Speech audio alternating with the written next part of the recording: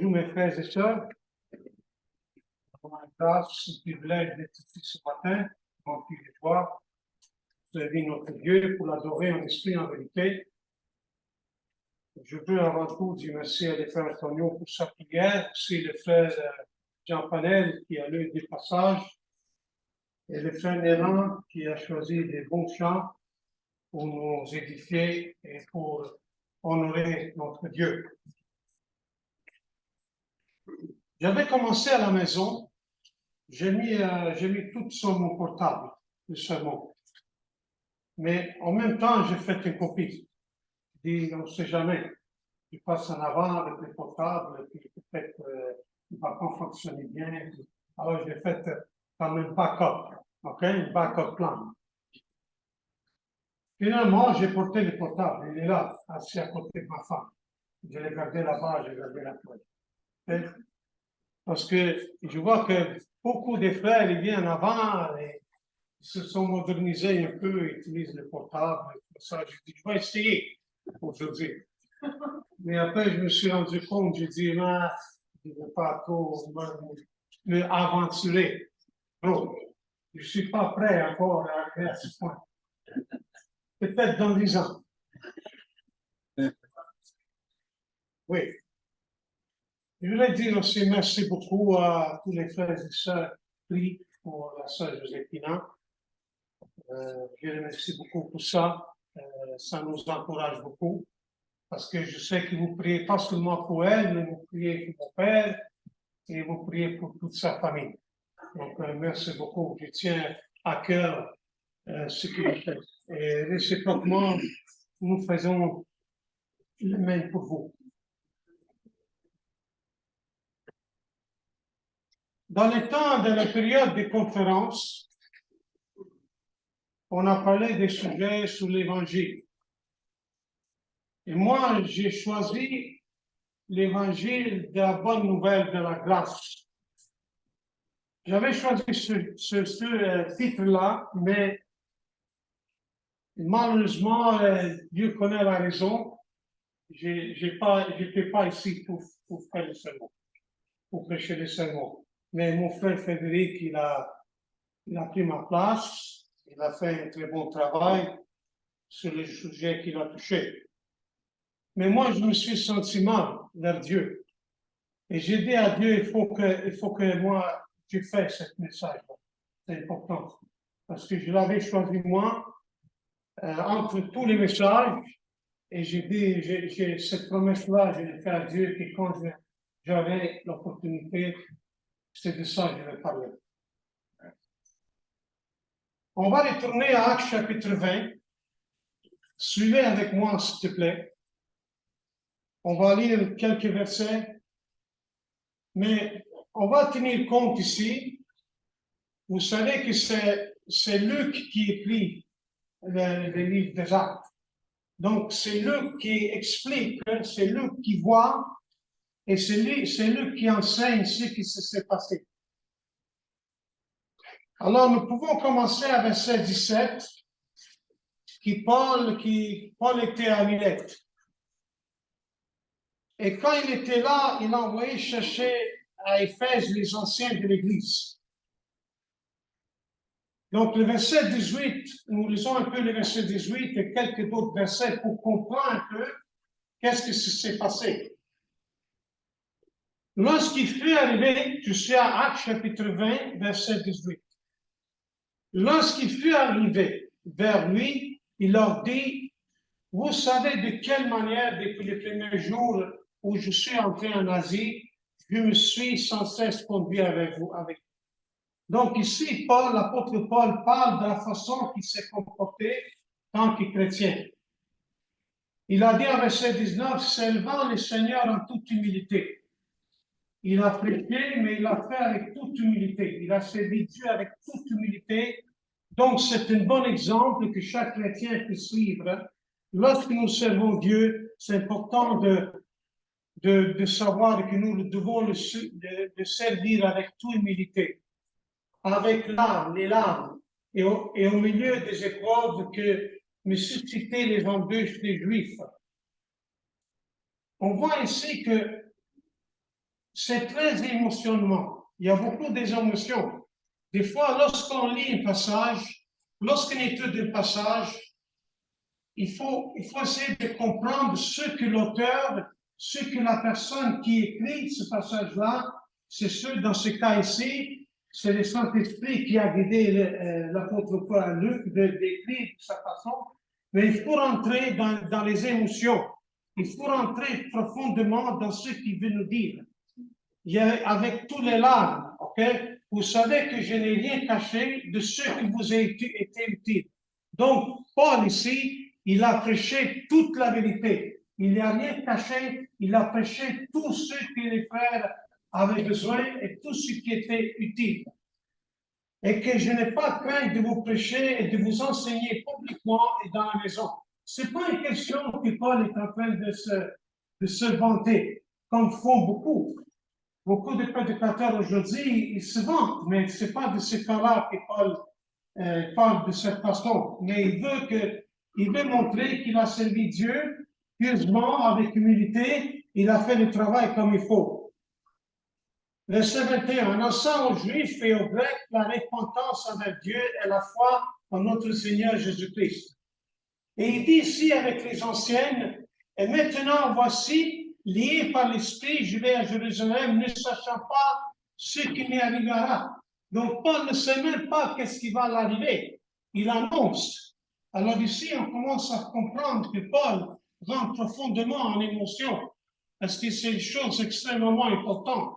Alors il dit ici, en verset 23, seulement de ville en ville, l'Esprit Saint m'a averti que des liens et des tribulations m'attendent. Alors, imaginez-vous un peu, si l'Esprit, il vous dit que tu vas aller en ville, mais l'Esprit t'avertit que tu vas souffrir, il va y avoir des tribulations qui vous attendent. Posez-vous la question, est-ce que nous, on va y aller chercher l'évangile dans ces villes-là?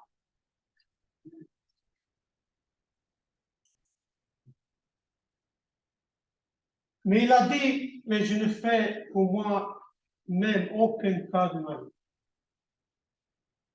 Comme si elle m'était précieuse. Alors Paul il dit ici, ma vie pour moi, c'est pas important.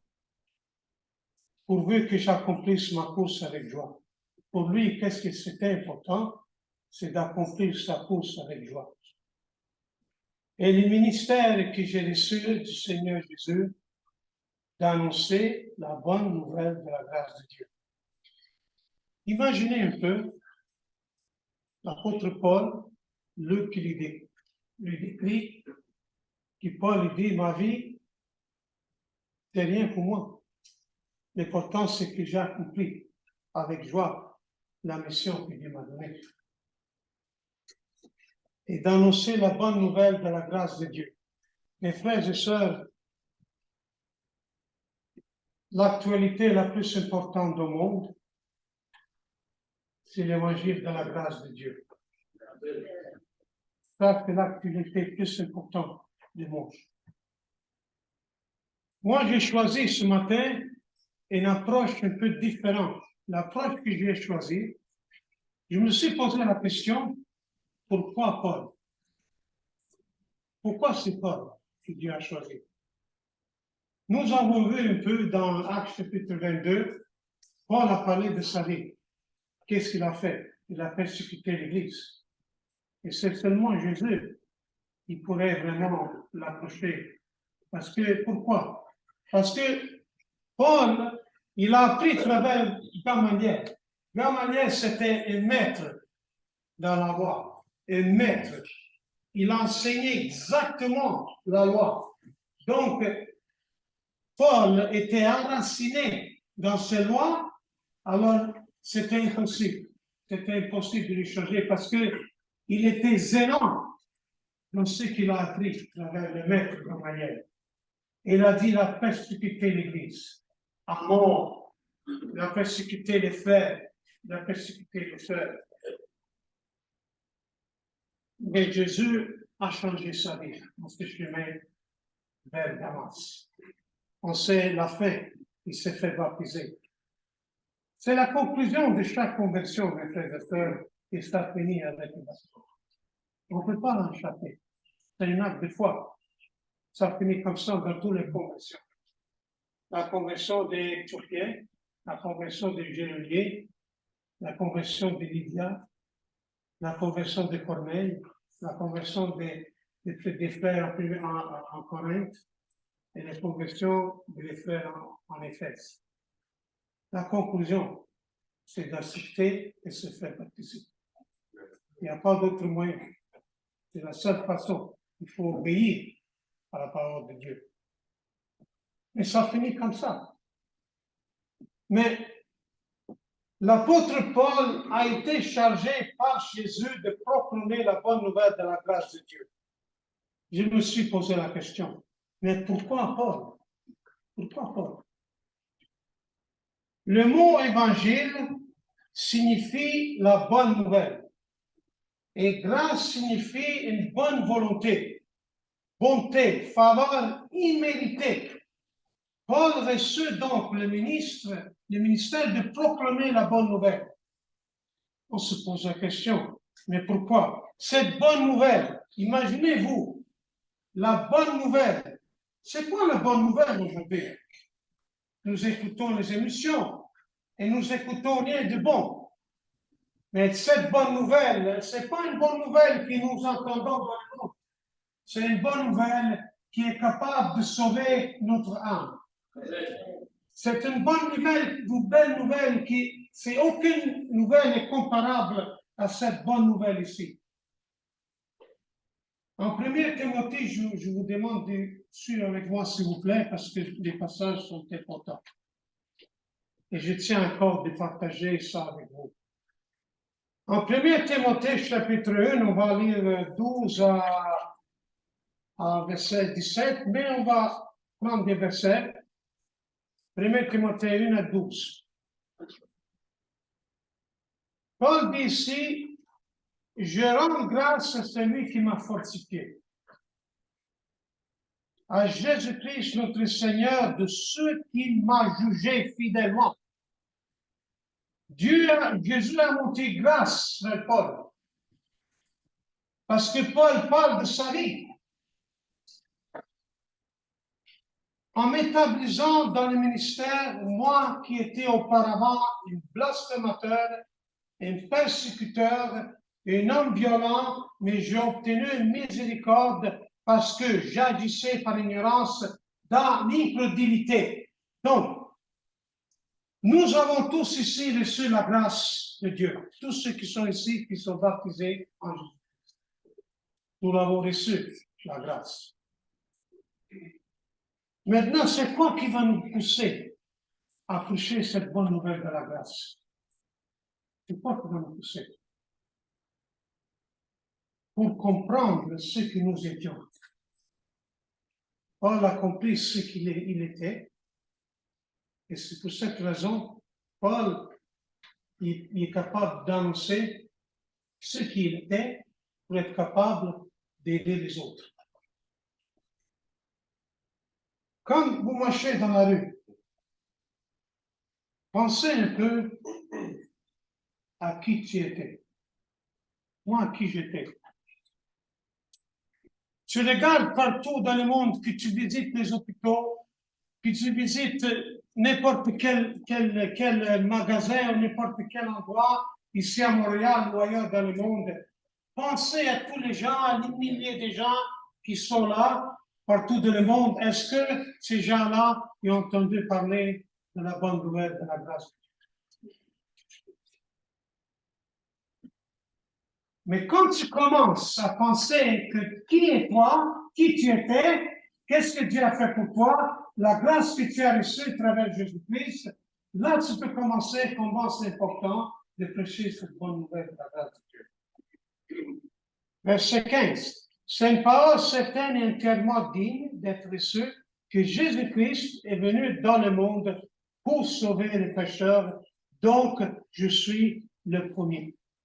Paul continue à dire ces choses-là. Ce n'est pas parce que Paul, il veut vivre dans les péchés ou qu'il continue à vivre dans les péchés, mais il se rappelle. Parce que c'est très difficile à oublier ce qu'il lui avait fait. Il a persécuté l'Église de Dieu. On s'entend qu'il a fait avec l'ignorance. Mais aujourd'hui, l'ignorance n'est plus acceptable devant Dieu. Les temps d'ignorance, c'est inexcusable. Mais j'ai obtenu miséricorde afin que Jésus-Christ puisse voir en moi le premier de toute longanimité, pour que je servisse l'exemple à ceux qui croient en lui pour la vie éternelle.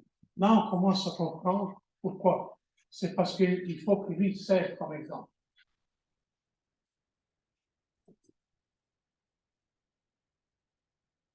Au roi des siècles immortel, invisible, seul Dieu, soit honneur et gloire au siècle des siècles. Amen. Éphésiens chapitre 3, versets 1 à 8. Prenez avec moi, s'il vous plaît, les frères.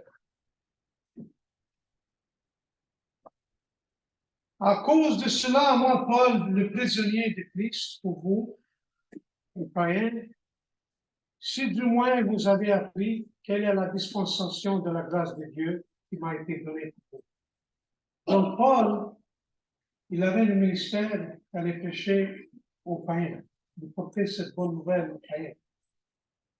C'est par révélation que j'ai eu connaissance du mystère sur lequel je viens d'écrire en peu de mots.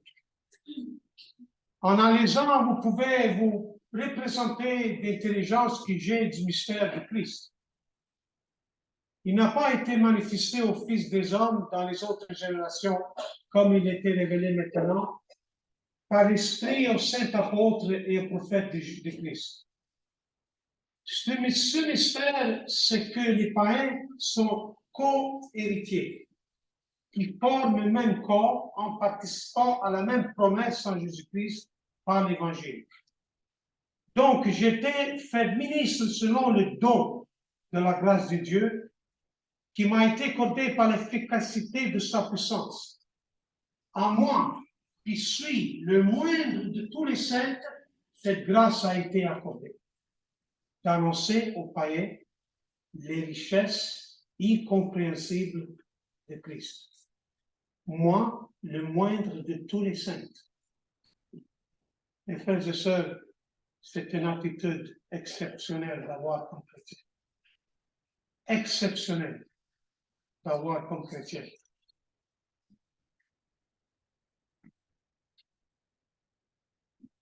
La grâce de Dieu, mes frères et sœurs, est extrêmement nécessaire. Extrêmement nécessaire. En Éphésiens chapitre 2, verset 1 à 10, Paul décrit: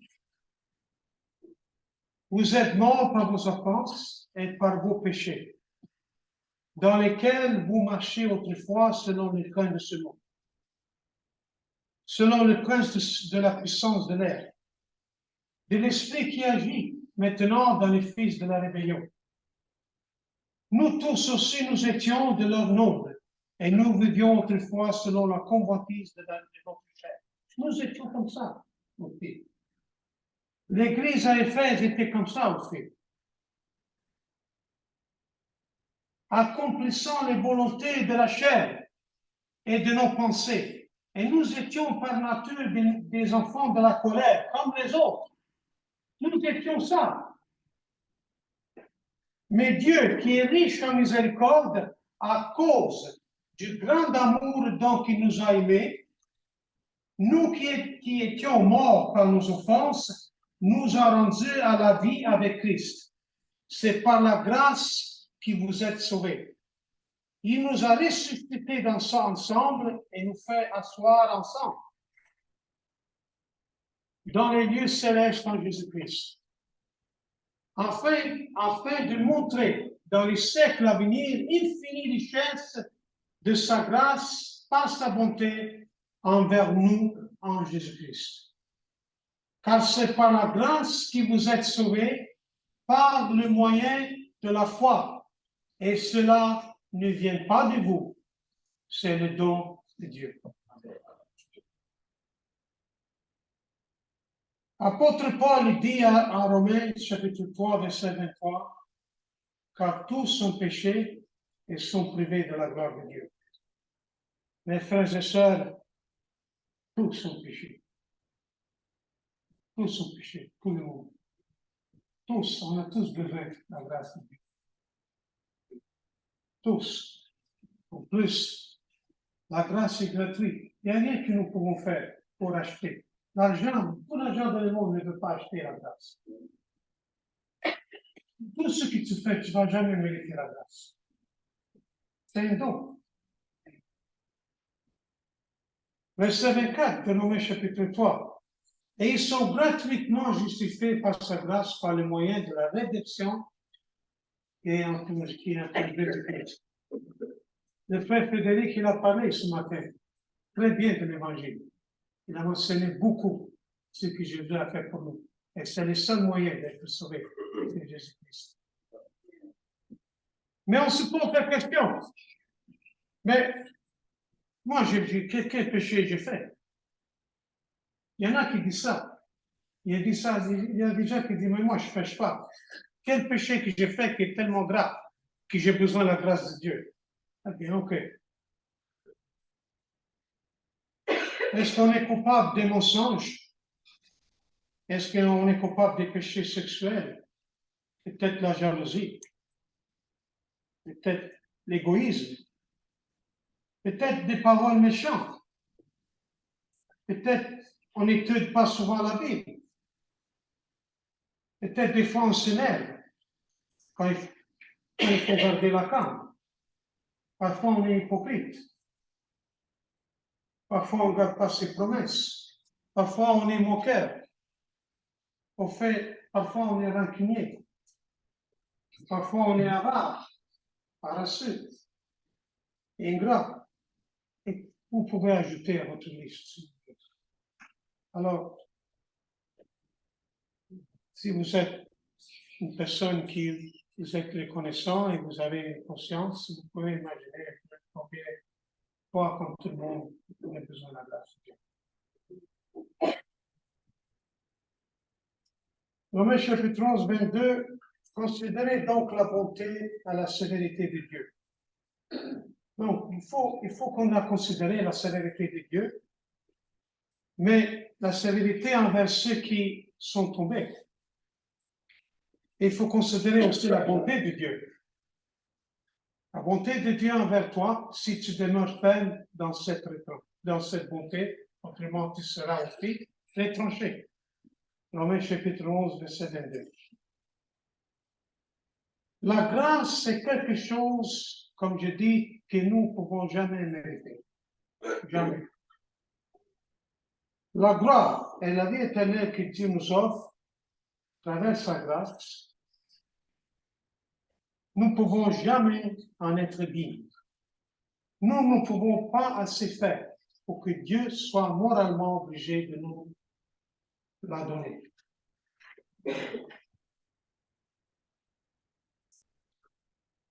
1 Corinthiens chapitre 15, verset 1 à 10. 1 Corinthiens 15, verset 1 à 10. Je vous rappelle, frères, l'évangile que je vous ai annoncé, que vous avez reçu, dans lequel vous avez persévéré, et par lequel vous êtes sauvés. Si vous retenez tel que je vous l'ai annoncé, autrement, vous aurez cru en vain. Je vous enseigne avant tout, comme j'avais aussi reçu que Christ est mort pour nos péchés, selon les Écritures, qui a été enseveli et qu'il a ressuscité le troisième jour, selon les Écritures, et qu'il a apparu à Képhas, puis aux 12. Ensuite, il a apparu à plus que 500 frères à la fois, dont la plupart sont encore vivants et dont quelques-uns sont. Verset 7 du chapitre 15. Ensuite, il les a apparus à Jacques, puis à tous les apôtres. Et après eux tous, il m'est aussi apparu à moi comme l'avortation. Encore une fois, Paul dit ici en verset 9, car je suis le moindre des apôtres, et je ne suis pas digne d'être appelé apôtre parce que j'ai persécuté l'Église de Dieu. Par la grâce de Dieu, je suis ce que je suis. Et sa grâce envers moi n'a pas été en vain. Loin de là, j'ai travaillé plus que tout. Non pour moi tous, non pour moi. Toutefois, il y a la grâce de Dieu qui est avec moi. Moi, je suis ce que je suis à cause de la grâce de Dieu. Vous êtes ce que vous êtes à cause de la grâce de Dieu. Ce n'est pas à cause de vous, de vos efforts.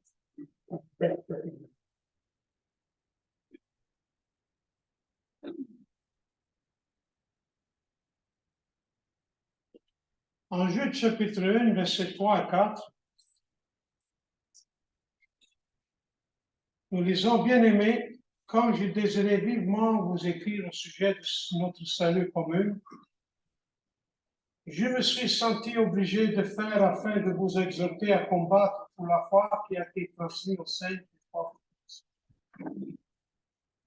Car il s'est glissé parmi vous certains hommes dont la condamnation est écrite depuis longtemps, des impies qui changent la grâce de notre Dieu en corruption et qui renie notre seul Maître et Seigneur Jésus-Christ. La grâce est très importante et beaucoup dans le monde en parlent. Mais beaucoup en parlent sans y vraiment y croire. Ils pensent qu'ils doivent montrer qu'ils peuvent être presque parfaits avant Dieu pour être acceptés. D'autres parlent de la grâce, mais comme je l'ai dit, ils changent cette grâce en dissolution.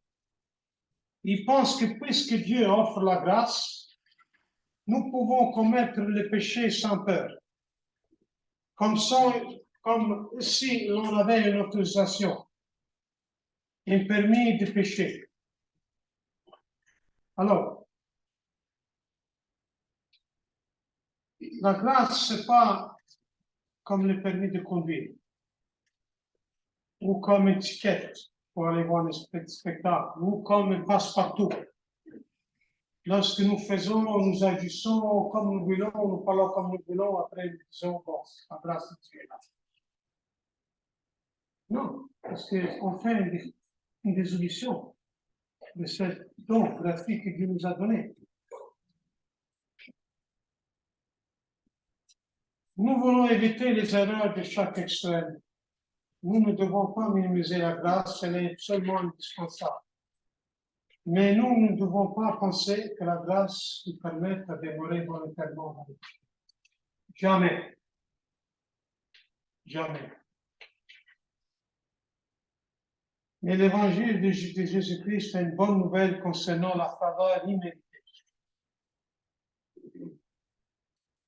La disposition pour la grâce, l'amour. Dieu a pourvu à son Fils, il a envoyé Jésus mourir afin que nous ayons la vie éternelle. Parce que Dieu nous aime. Il a fait de son Fils une propitiation pour nos péchés. Une propitiation est une offrande destinée à expier les péchés. Par conséquent, Dieu a fait son Fils en sacrifice pour nos péchés. Ce qui nous amène au point d'accepter cette grâce. Par justice, Dieu a pourvu à son Fils, Dieu est saint, et pour satisfaire sa justice, le prix du péché doit être payé. Dieu a pourvu la rédemption par le sang de son Fils. La grâce de Dieu fonctionne donc de cette façon. Romains chapitre 3, verset 4, verset 6. Éphésiens chapitre 1, verset 7. Dieu est tellement juste qu'il nous a donné son Fils unique. Il y a beaucoup de monde qui ne peut pas comprendre comment Dieu a donné son Fils unique qui aime tellement pour les péchés de le monde, pour la méchanceté qui existe. Parce qu'il faut comprendre la justice de Dieu. Ça, c'est notre sujet. La justice de Dieu, c'est une justice incroyable. Il faut la étudier pour la comprendre. Mais Dieu est tellement juste qu'il a donné son Fils unique pour mourir pour nos péchés. Afin que tu prends la vie et que tu ne périsses pas, mais qui a la vie.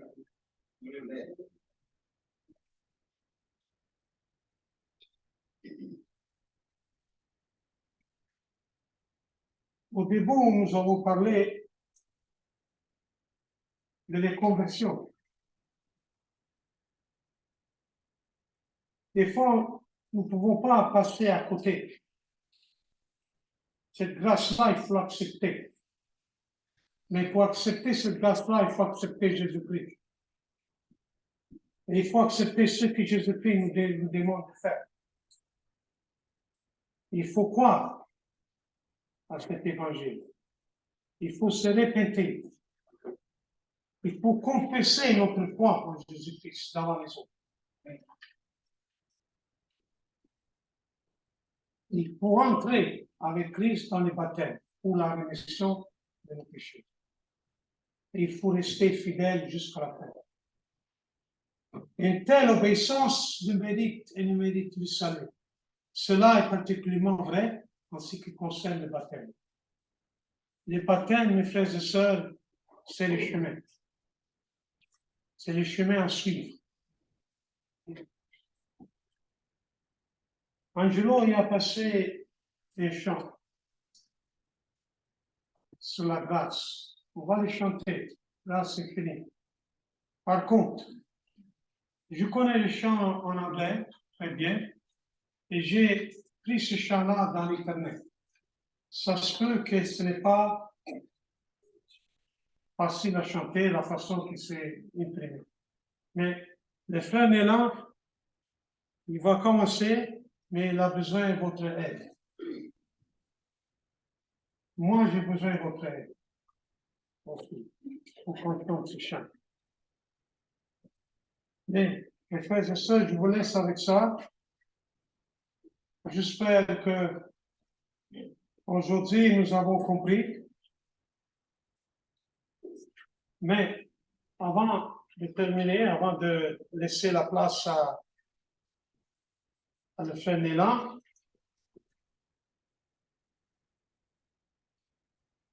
alors ce que l'obéissance implique, on sait que Dieu a fait sa part. Dieu, il a fait sa part, il fait toujours sa part. Dieu a fait sa part. Dieu a envoyé son Fils unique. Jean chapitre 3, verset 16. Jésus a versé son temps. 1 Pierre chapitre 1, verset 19. L'Esprit de Dieu a révélé la parole. Jean chapitre 16, verset 33. Maintenant, c'est la part de l'homme. Il faut écouter l'Évangile. Romains chapitre 10, verset 31.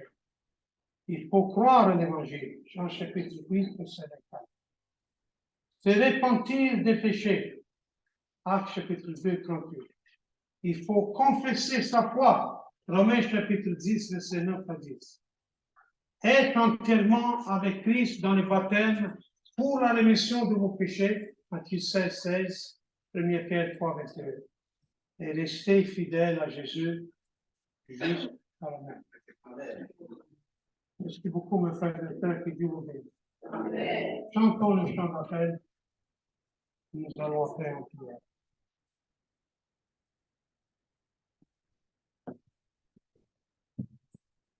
Si